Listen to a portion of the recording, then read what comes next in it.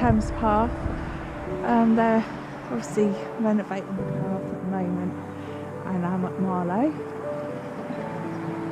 and it is the 20th of February. We're just going under a road bridge.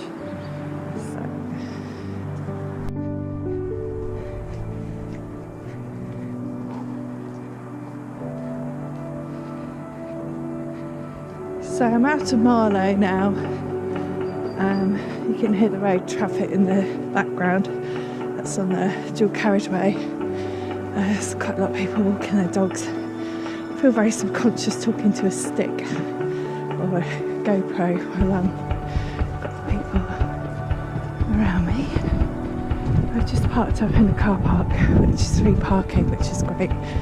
It's a nice building there. Most buildings are along this bit of the Thames. And my plan is to walk to Windsor. I'm going to see how I go. I might stop at Maidenhead. I'm going to see how I feel. And once I get to my destination, I'm planning on getting the train back to Marlow, which I've researched and it's doable. So the path's very muddy, and I'll update you later.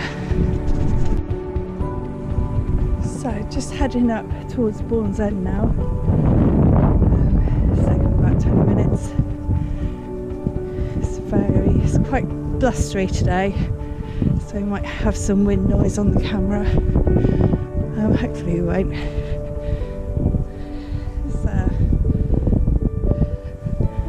These pretty white buildings all the way along this part of the Thames with boats and boat moorings.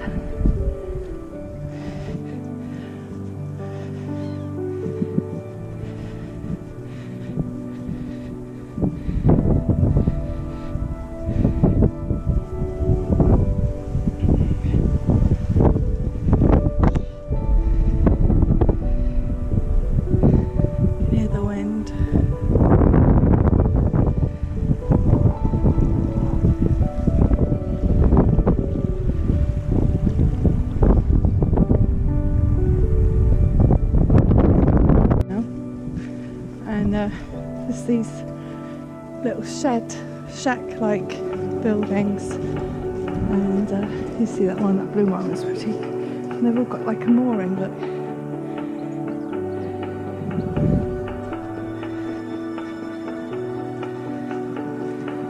Just down this little private road, it's like a railway carriage. Down this little alleyway and going over the railway bridge.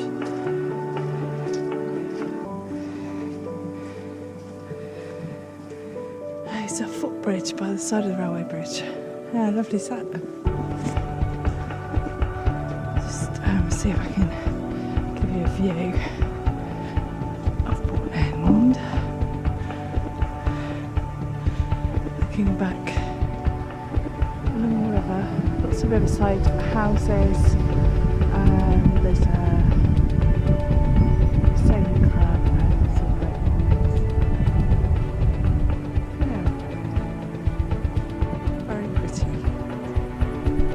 Pretty, isn't it? Like a railway bridge. Yes.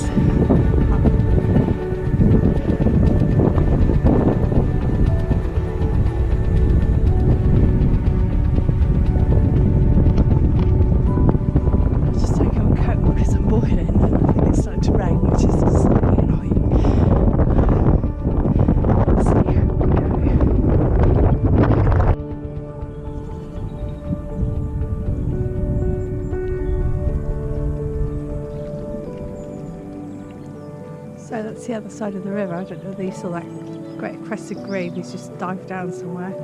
Really pretty houses along here. And we're actually on a area of land called Crow Marsh, which is owned by the National Trust. To be honest with you, it just looks like other parts of the Thames footpath. But it's pretty, I guess. I'm quite looking forward to finishing this little challenge I've set myself and cracking on with the Southwest Coastal Path in May. Yeah, it's a bit marshy. This is like pants, isn't it? Look at this. Ugh. The thing is, if I did this in the summer, there'd be like hundreds of people here. I wouldn't be able to talk into a GoPro because I'd be too self-conscious. And I'd be sharing this footpath with lots of people. So far I've met 3 dog walkers. So it's worth the mud, I reckon. I'm at a place called Cookham and I'm just about to leave the Thames. It's going to go or meander around a corner, so the footpath leaves it for a little while. I'm going to go through a churchyard. Down this way. Just come through Cookham Church. Cookham's quite interesting. Apparently they found lots of Roman and Saxon remains here, and there's a famous painter called Stanley Spencer who lived here, was born here. So interesting place apparently. But as always with the Thames Path, you don't actually. There you go, Stanley Spencer. It's mad. Yeah, so you don't always see a lot of the town. But we just saw Stanley Spencer's grave, so that's interesting. And look at his lovely house. Now we've got to follow the Thames Path signs. Cookham's nice. Just has a high street and a Stanley Spencer museum, but it wasn't open. Never mind. And a toilet, which was free and open and clean. So thumbs up for Cookham having clean conveniences. And thank you, because I was bursting. And we're just going down this path now, and hopefully meeting up with the Thames again after having that detour through Cookham, which was a nice detour. There's some nice houses, beautiful church. So cool. Been walking for about 15 minutes down a lane. There's some big houses, and I'm back at the Thames now. Oh, can't see where the footpath goes. Back to the bird.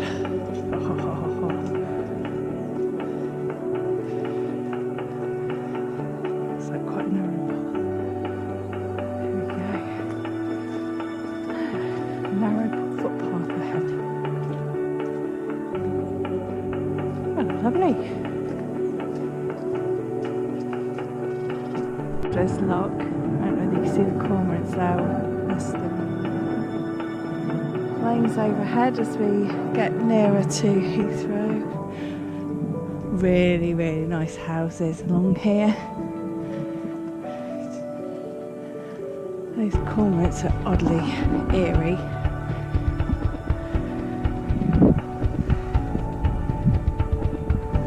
Just going to test for you. Look at this. Oh, it's 2 houses. Not so quite, but bell towers.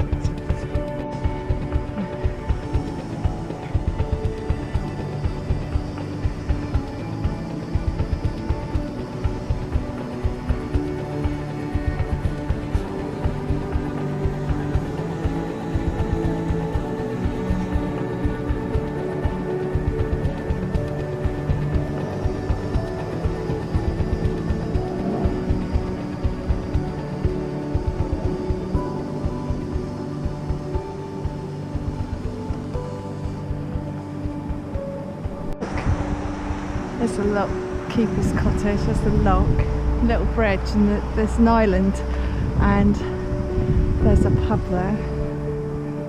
but I'm on my own. Don't really want to go, and they're all dressed up inside. Probably not a sort of pub to go in walking muddy boots.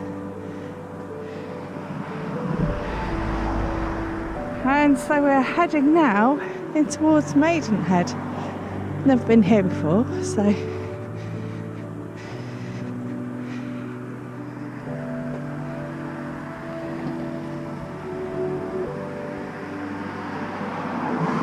now I'm in Maidenhead.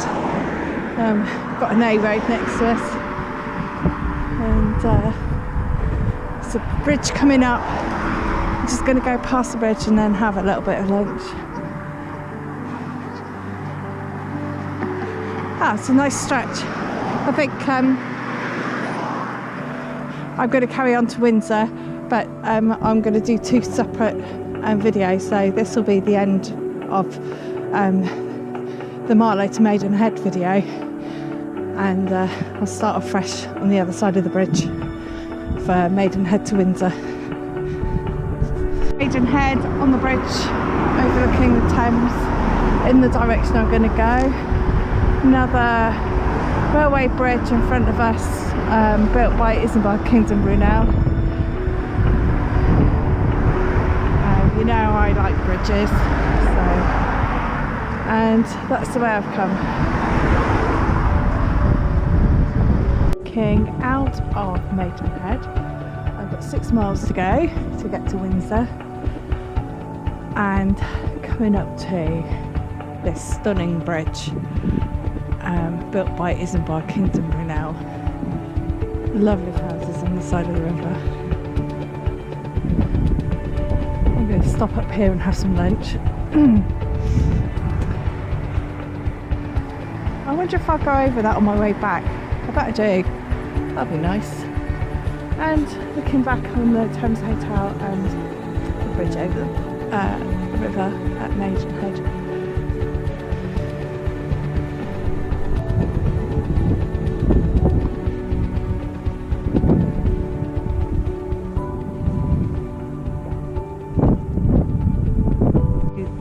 1838, the sounding arch Isambard Kingdom Brunel designed this bridge. The brick arches are the widest and the flattest in the world.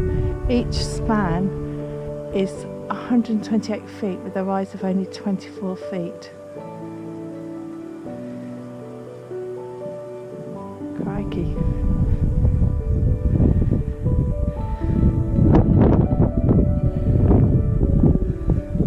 Bit of history on one of Lisa's walks. Woo. Question is, if you lived in a house that big, or that big, or that big,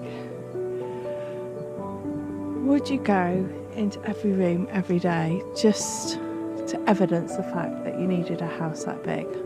Or would you just have lots of big rooms and less rooms?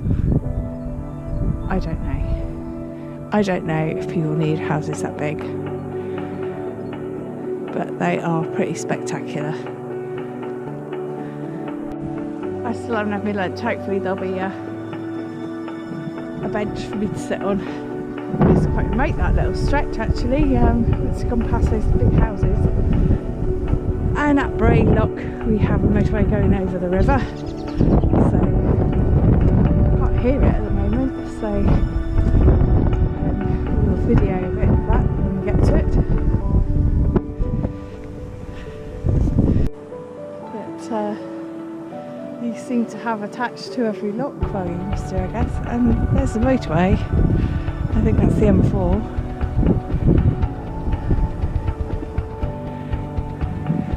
Hear it over the water actually. We are at Bothney Lock, so I've just I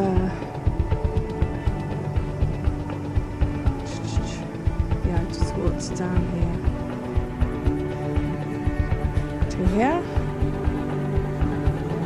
Oh no, I'm going this way, so I'm going to go up here. Up to here and up there. So, and the race course is just over that way. You can see it a bit better there. Oh, my legs are aching. I'm nearly there now.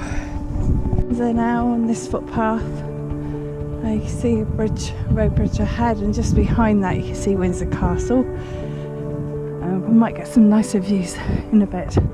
And there's the race course, which follows along the side of the river. Oh, I'm glad that's over. I'm quite tired actually. Oh dear. I don't know how far I've walked. I think it's about 12 miles or so though. But I'm tired. I think I'm also worried about how I'm going to get back to my car and getting a train from Windsor to Marlow. And it all seems to get a bit complicated having to plan these little trips. But the first bit was really nice. I enjoyed that. I enjoyed going through Maidenhead, and coming out of Maidenhead it was quite pretty, and then it was just really riverside walking, not really much scenery until I've come up to Windsor now and seen some people, and it was a bit remote actually, that middle bit. So yeah, there's a grebe over there. See lots of cormorants and grebes today. Still no kingfishers.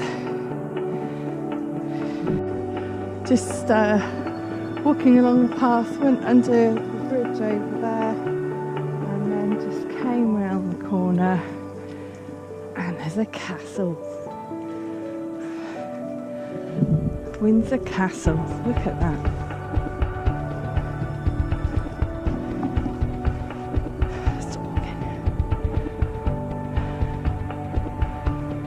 I made it, I've done it.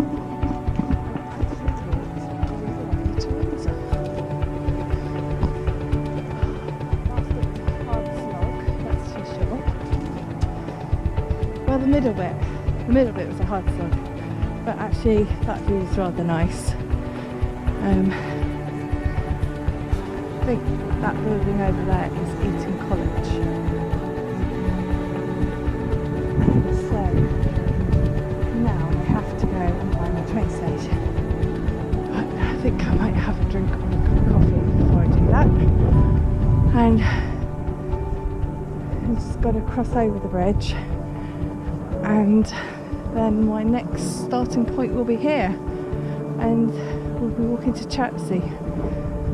Don't know when I'll be doing that. There's some on nights next week, so the week after I should imagine.